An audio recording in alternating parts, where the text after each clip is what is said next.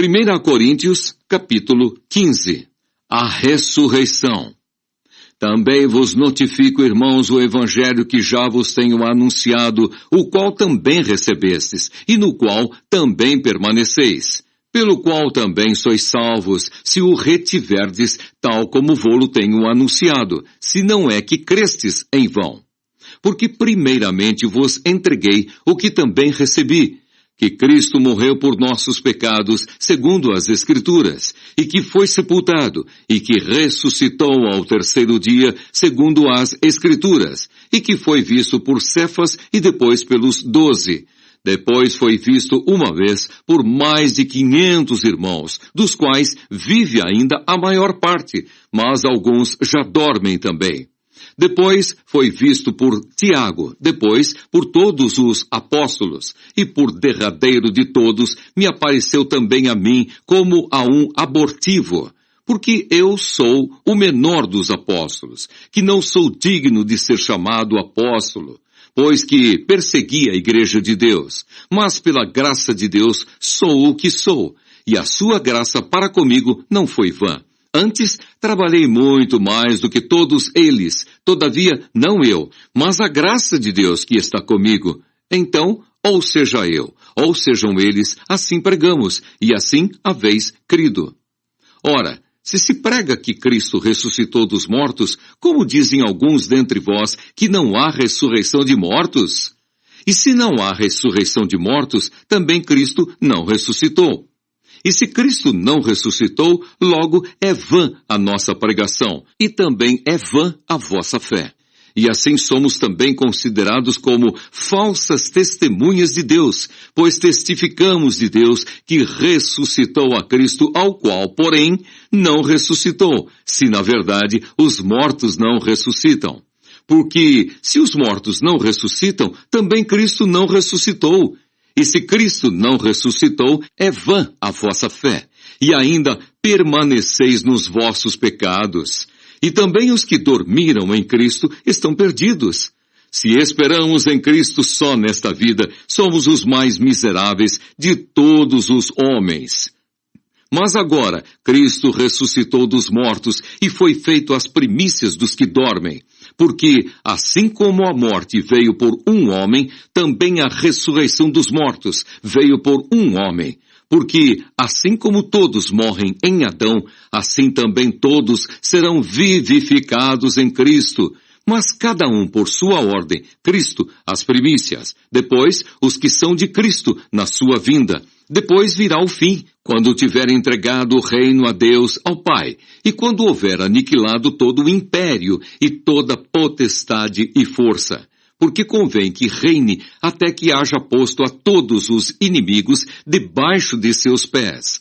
Ora, o último inimigo que há de ser aniquilado é a morte, porque todas as coisas sujeitou debaixo de seus pés. Mas quando diz que todas as coisas lhe estão sujeitas, claro está que se excetua aquele que sujeitou todas as coisas. E quando todas as coisas lhe estiverem sujeitas, então também o mesmo Filho se sujeitará àquele que todas as coisas lhe sujeitou, para que Deus seja tudo em todos. De outra maneira, que farão os que se batizam pelos mortos, se absolutamente os mortos não ressuscitam? Por que se batizam eles, então, pelos mortos? Porque estamos nós também a toda hora em perigo? Eu protesto que cada dia morro gloriando-me em vós, irmãos, por Cristo Jesus, nosso Senhor. Se como homem combati em Éfeso contra as bestas, que me aproveita isso se os mortos não ressuscitam? Comamos e bebamos, que amanhã morreremos. Não vos enganeis, as más conversações corrompem os bons costumes. Vigiai justamente e não pequeis, porque alguns ainda não têm o conhecimento de Deus. Digo-o para vergonha vossa. Mas alguém dirá, como ressuscitarão os mortos? E com que corpo virão? Insensato! O que tu semeias não é vivificado, se primeiro não morrer. E quando semeias, não semeias o corpo que há de nascer, mas o simples grão, como de trigo ou de outra qualquer semente. Mas Deus dá-lhe o corpo como quer, e a cada semente o seu próprio corpo. Nem toda a carne é uma mesma carne, mas uma é a carne dos homens, e outra a carne dos animais, e outra a dos peixes, e outra a das aves. E há corpos celestes e corpos terrestres, mas uma é a glória dos celestes, e outra a dos terrestres.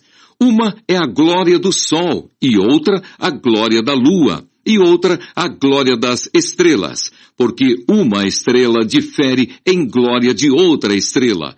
Assim também a ressurreição dos mortos. Semeia-se o corpo em corrupção, ressuscitará em incorrupção.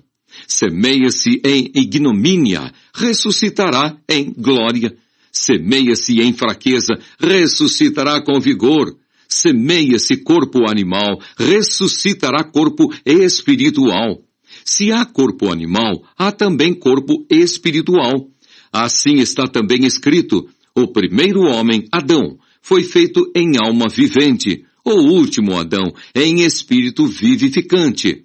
Mas não é primeiro o espiritual, senão o animal, depois o espiritual. O primeiro homem da terra é terreno, o segundo homem, o Senhor, é do céu.